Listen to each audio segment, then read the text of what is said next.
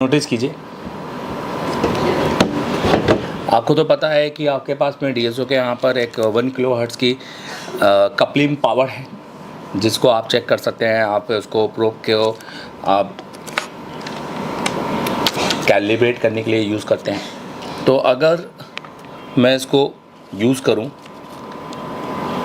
तो आप देख सकते हैं, तो मैं यहाँ पर चेक कर सकता हूँ कि क्या मुझे 1 किलो हर्ट्ज़ मिल सकता है। हम सुनते हैं सिर्फ अपनी जिद की। जिद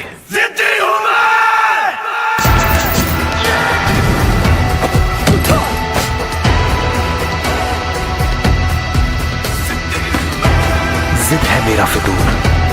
तो हाय, कैसे हैं आप सभी लोग। मैं देवेंद्र अग्रवाल आज आपके साथ में लेके आया ओवन की SDM2041। हम इसके बारे में थोड़ा चर्चा करेंगे। इस मशीन को लिए हुए मुझे लगभग 1 महीने से ऊपर हो गया होगा आई गेस, और अब इस मशीन पे मैंने काफ़ी अच्छा काम किया है। अच्छा, मैंने ये मशीन क्यों खरीदी है इसके बारे में मैं आपको पूरी वीडियो में बताऊँगा। आप इस वीडियो का पूरा रिव्यू देखिए, इस मशीन में क्या क्या फंक्शन है और क्या क्या हम इसको किस तरीके से यूज़ कर सकते हैं। मैं इस मशीन को आपको इस वीडियो में बताने वाला हूँ।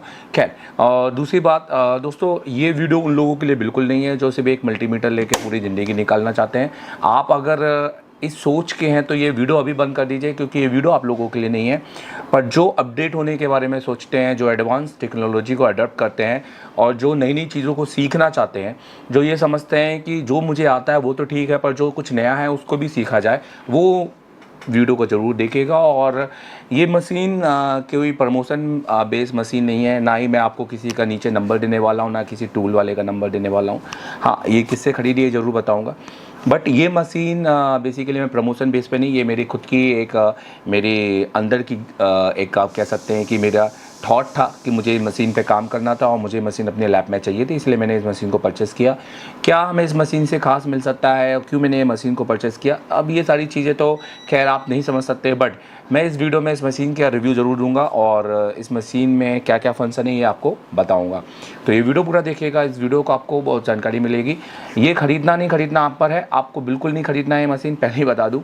आपकी सोच है, आपको अच्छी लगेगी तो आप जाइए खरीदिए मशीन। पर ये मशीन उन टेक्नीशियंस के लिए बिल्कुल भी नहीं है जो अपना कैरियर शुरू कर रहे हैं, क्योंकि वो अभी इनिशियल पीरियड पे हैं। ये मशीन वही खरीदें जो ऑलरेडी इस्टेब्लिश हैं, जो अपडेट में बिलीव करते हैं, जो अपने लैब को हाईटेक बनाना चाहते हैं या कुछ नया इनोवेटिव करना चाहते हैं। वैसे ही एक इंडस्ट्रियलिस्ट एक मल्टीमीटर आप कह सकते हैं, ये डिजिटल मल्टीमीटर है। हम बेसिकली इसको बेंच टॉप मल्टीमीटर भी कहते हैं, क्योंकि जिस तरीके से आप देख रहे हैं ये एक DSO या एक CRO जैसा दिखाई देता है। और ये इसको थोड़ा सा लुक करते हैं, और मैं इसकी अनबॉक्सिंग नहीं करूँगा, मैं सीधे इस मशीन के बारे में चर्चा करूँगा। ठीक है, सबसे पहले इस मशीन के आपने चारों तरफ के रिव्यू ले लो। आप देख सकते हैं इस मशीन में आपको यहाँ पे प्रोब लगाने के लिए काफ़ी यहाँ पे आप देख सकते हैं होल दिए हुए हैं। इन होल के बारे में मैं एक्सप्लेन करूँगा। प्लस एक आपको नेविगेट करने के लिए आपको रैप्ट राइट और अप डाउन का भी बटन दिया है, प्लस रेंज एंड यहाँ पे डुअल एंड एडजस्ट, और यहाँ पे आपको मल्टीमीटर के पैरामीटर्स यहाँ पे दिए हुए हैं। ठीक है, अब इसके बाद इसके पैनल है, LCD स्क्रीन इसकी काफ़ी बड़ी है और काफ़ी हैवी है ऐसा, और इसको खोल के भी हम इसको देख सकते हैं। बट मैं इसको खोल के आपको अगर इसके अंदर की चीज़ें दिखाऊं भी तो आपको कोई फ़ायदा है नहीं आई गेस, क्योंकि ये सारी चीज़ें आप समझ नहीं पाएंगे, तो इसको खोलना बेकार है। बट मैं आपको बता सकता हूं कि इसके पीछे आप देख सकते हैं यहाँ पर इन्होंने RS-232 का पोर्ट दिया हुआ है, जिसको हमें लैपटॉप में तो हम लगा नहीं सकते हैं, इसके लिए हमें कन्वर्टर लेना पड़ेगा, इसलिए मैं इसको PC मोड से कनेक्ट करके फ़िलहाल तो नहीं दिखा सकता। यहाँ पर आप देख सकते हैं उसके अलावा आपको यहाँ पर नॉर्मल पावर केबल दिया हुआ है, और यहाँ पे उन्होंने अपने कुछ पैरामीटर्स डाले हैं, वोल्टेज कितना ले सकता है, फ्यूज़ भी इन्होंने अपने साथ दिया है। प्लस ये नीचे रखने के लिए आप देख सकते हैं सपोर्ट सिस्टम ग्रिपिंग दी हुई है चारों तरफ में। ठीक है, और यहाँ पे छोटे छोटे जो यहाँ पे ये आपको डॉट दिखाई दे रहे हैं, ये आपको हीट वेंटिलेशन के लिए आपके डॉट्स हैं यहाँ पर। इस मशीन को नीचे रखने के लिए इस तरह से कुछ इन्होंने आप देख सकते हैं, ये हैंडल भी दिया हुआ है, तो आप इसको ऐसे भी रख सकते हैं और आप चाहें तो इसको थोड़ा सा इंक्लाइन करके भी रख सकते हैं। ठीक है, बेसिकली इस मशीन का यूज़ नॉर्मल आप कर सकते हैं अगर आप मल्टीमीटर चलाना चाहते हैं या जानते हैं। जनरली SDM2041 का हिंदी में अभी तक कोई रिव्यू नहीं है। बेसिकली और रिव्यू होगा भी तो सिर्फ एक टूल वालों की तरफ से है, बट टेक्निकली रिव्यू नहीं है। आओ मैं आपको थोड़ा टेक्निकल रिव्यू देता हूँ। बट मैं सबसे पहले इसको केबल लगा के इसको ऑन करता हूँ। ये वीडियो बहुत ज़्यादा लंबा नहीं होने वाला क्योंकि मुझे इसका वीडियो डालना था, और इसके रिव्यू लेने के बाद, इस पर चलाने के बाद मैंने इसको काफ़ी हद तक काफ़ी महीना चलाया। जो भी मेरे वीडियो देखते हैं उसमें इन्होंने इस मशीन को ज़रूर देखा होगा। तो हम इस पर पावर देंगे।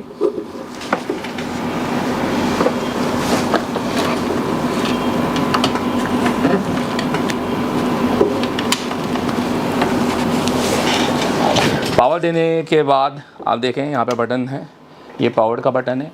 अगर हम इसको दबाते हैं तो ये लगभग 10 सेकंड के अंदर बूट करता है।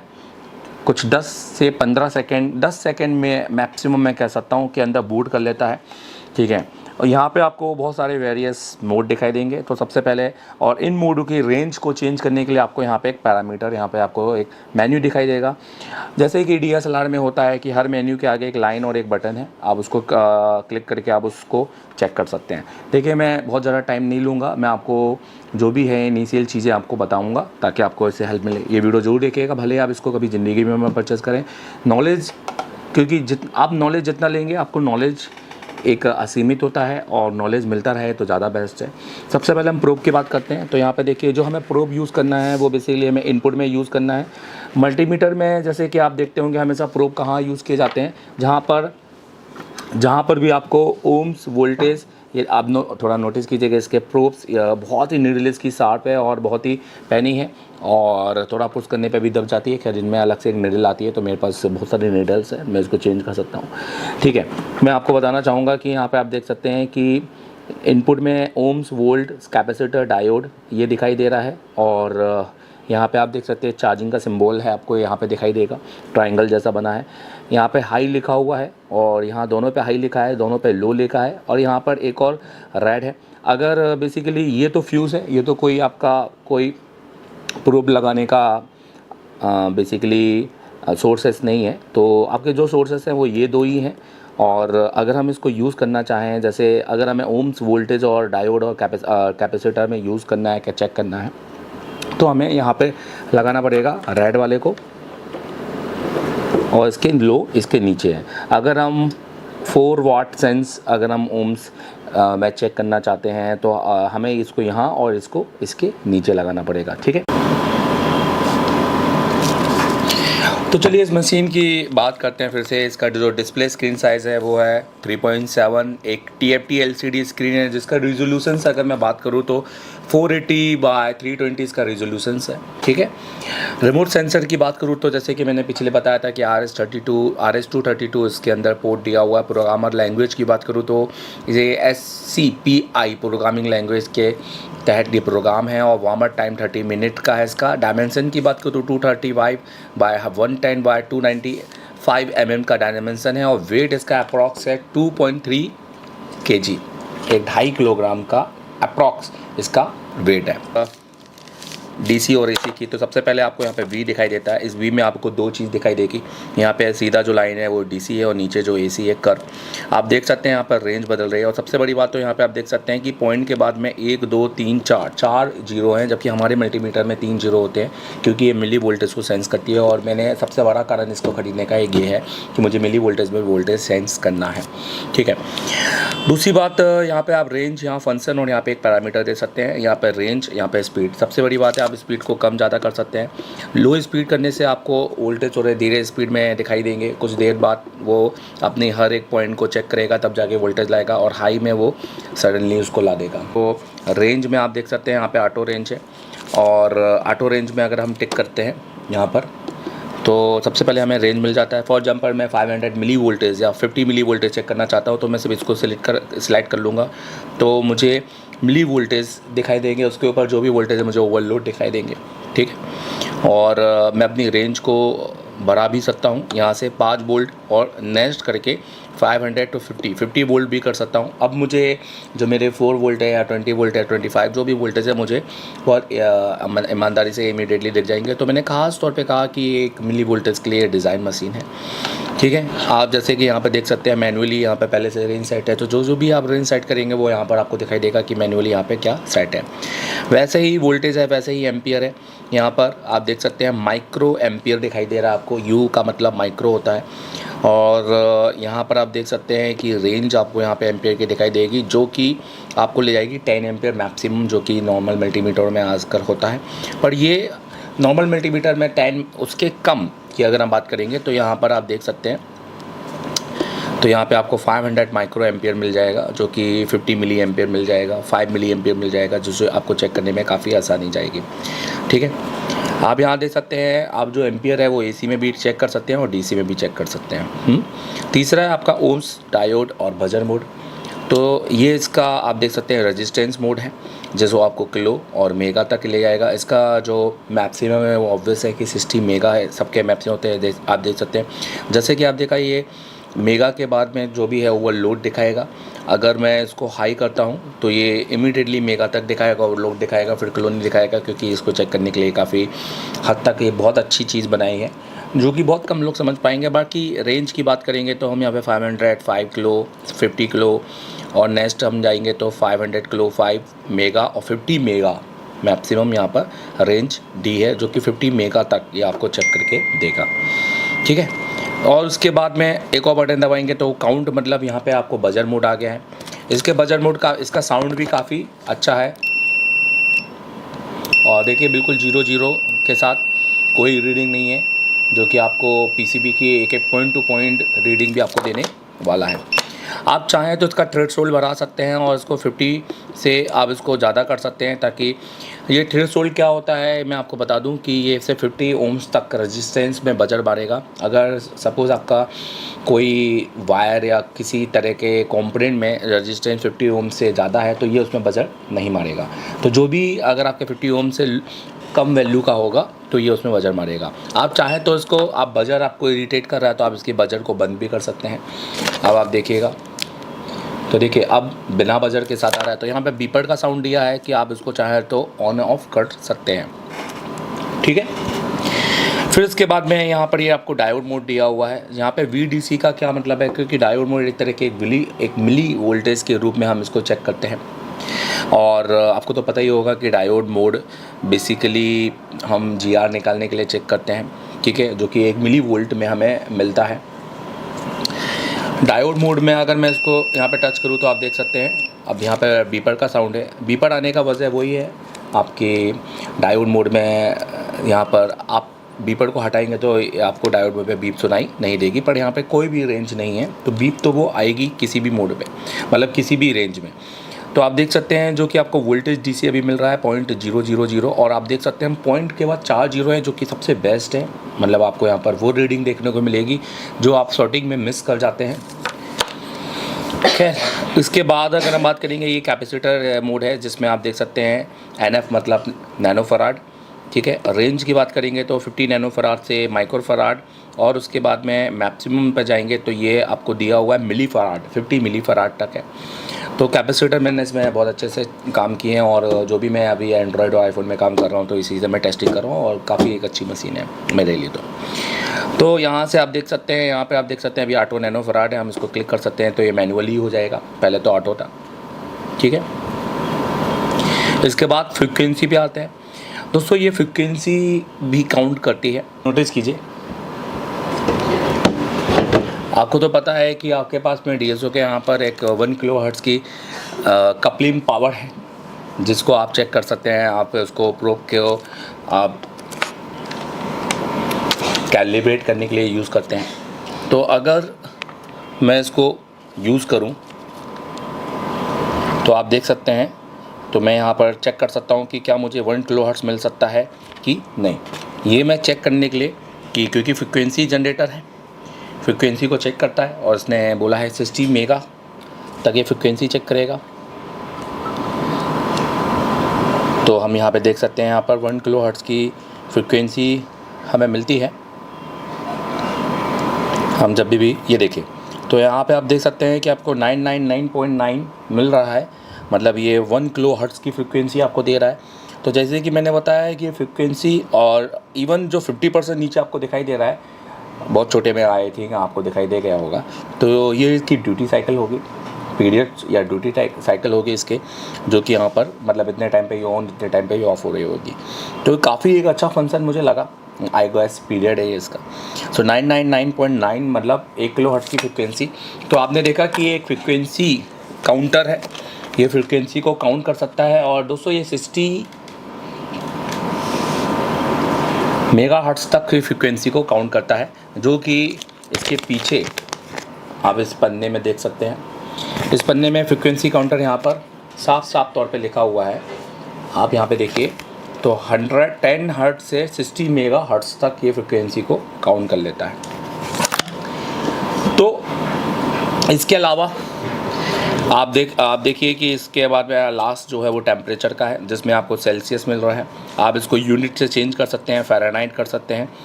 आप यहाँ पर देखिए, यहाँ पे के, सेल्सियस और इस तरह के आपको यूनिट, 3 यूनिट आपको देखने को मिल रही है। जनरली हमारे मल्टीमीटर में 2 यूनिट होती हैं, एक फ़ारेनहाइट और एक सेल्सियस, ठीक है। तो ये भी आप इसको चेक कर सकते हैं। प्लस आपको यहाँ पर और कुछ मोड मिल रहे हैं मल्टीमीटर DSO के जैसे। बिल्कुल DSO में आप जैसे कि देख सकते हैं, जैसे DSO में आपको यहाँ पर देखने को मिलते हैं, वैसे ही आपको यहाँ पर भी देखने को मिल रहे हैं। जैसे आप देखिए यहाँ पर मेजरमेंट है, ठीक है। यहाँ पर एक्वायर है, स्टोरेज, कर्सर, डिस्प्ले और यूटिलिटी है। यहाँ पे आप देखिए तो सेव, हम जो भी हम लाइन को चेक कर रहे हैं या जो भी रीडिंग हम चेक कर रहे हैं, हम उसको सेव कर सकते हैं। यहाँ पे सेव करने पर एक डिस्क का सिंबल आता है। रिकॉर्ड, हम इसको रिकॉर्ड कर सकते हैं, ठीक है। खैर, तो ये रिकॉर्ड का बटन है, ये स्टॉप है। हम किसी भी रीडिंग को रोक सकते हैं। अगर हमें किसी स्टूडेंट को दिखाना है या हमें खुद देखना है तो हम उसी रीडिंग को रोक सकते हैं, बताने के लिए कि देखो इतने वोल्टेज यहाँ पर, इतने कुछ मिली वोल्टेज यहाँ पे हमें मिल रहे हैं, ठीक है। ये पोर्ट के लिए है, जब भी आप इसका RS-232 यूज़ करोगे तो आप यहाँ से इसका बॉन्ड को चेंज कर सकते हो। आप यहाँ पर अब ये बता रहा है बेसिकली, तो अगर कोई और बॉन्ड से आप इसको अटैच करना चाहते हो तो आप यहाँ पर इसको चेंज भी कर सकते हो, ठीक है। अलग अलग ये दे रहा है कंप्यूटर के हिसाब से। ये यूटिलिटी है, यूटिलिटी में आप यहाँ से लैंग्वेज को चेंज कर सकते हो। एक चाइनीज़ लैंग्वेज और इंग्लिश, 2 ही लैंग्वेज हैं यहाँ पर, ठीक है।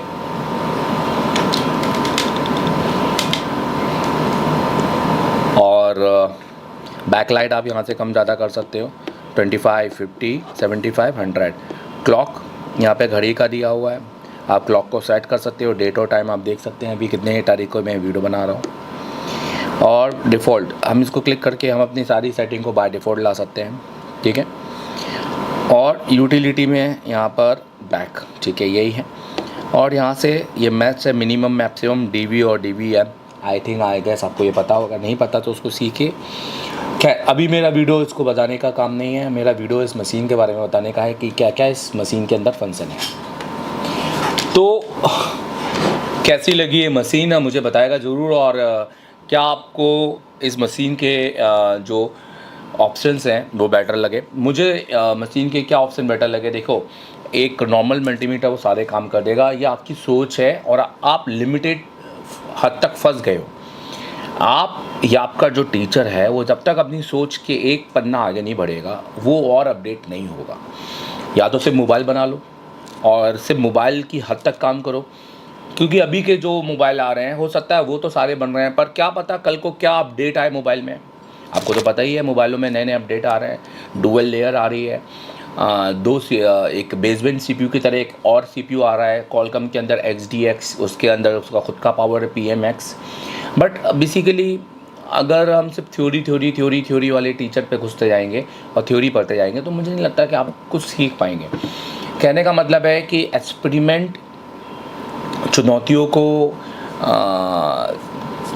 का एक्सपेरिमेंट करना एक नई चुनौतियों को एक लाने के जैसा है। ज़िंदगी में चुनौतियाँ नहीं होंगी तो आप सीखोगे नहीं। अगर आपको लगता है कि आप सब आता है और आप नॉर्मल काम कर रहे हो तो ये एक सर्टेन लेवल ऑफ पीरियड है, क्योंकि अभी तो 1 साल चलो बीत जाएगा, अगले साल जब नए अपडेट आएंगे उसके में क्या करोगे।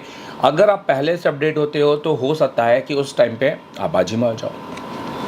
खैर, कैसा लगा ये ओवन का SDM2041 डिजिटल मल्टीमीटर। और ये बेसिकली मुझे भेजा है रामराज टूल भोपाल, आप उनको सर्च कर सकते हैं। और इसके साथ मुझे एक सीढ़ी मिली है उसके सॉफ्टवेयर के लिए, 2 फ्यूज़ मिले हैं जिसका हमें है नहीं। ये parameter, digital material, technical specification मुझे लिस्ट मिली है। और भैया इसके अलावा भी बहुत सारी चीज़ें हैं और नए नए वीडियो आते जाएंगे। कीप सब्सक्राइब एंड फॉलो कर लो, 1 लाख होने वाले हैं।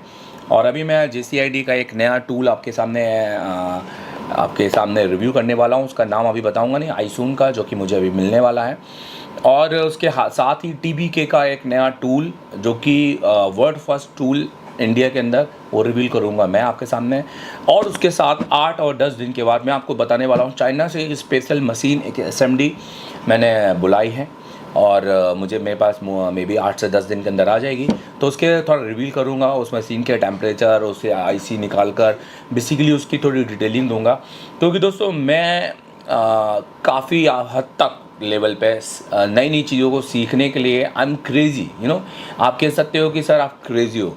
और यही रीज़न है कि मैं नए नए टूल, मैं एक कपड़े में खर्च करने की बजाय, एक अपने ऊपर खर्च करने की बजाय अपने टूल पे पैसा खर्च करना ज़्यादा मानता हूँ। क्योंकि मुझे लगता है कि मेरा क्रेजीनेस तो ये है, मेरा वर्ड ये है, मेरी दुनिया ये है। और मैं कहीं और पैसा खर्च करूँ और वो मोह माया की ज़िंदगी में छोड़ के आके मैं अपनी दुनिया में सेट हो गया। क्योंकि मुझे इससे ना इतनी खुशी मिलती है, नई नई नॉलेज मिलता है और इसी नॉलेज को आगे बढ़ाएंगे और आपके साथ में MSO लेके आएंगे और MSO भी आपको बताएंगे किस तरह से, और अपने कोर्स में MSO का भी डालेंगे अपडेट के बाद। मिलते हैं इसी तरह। Thank you very much.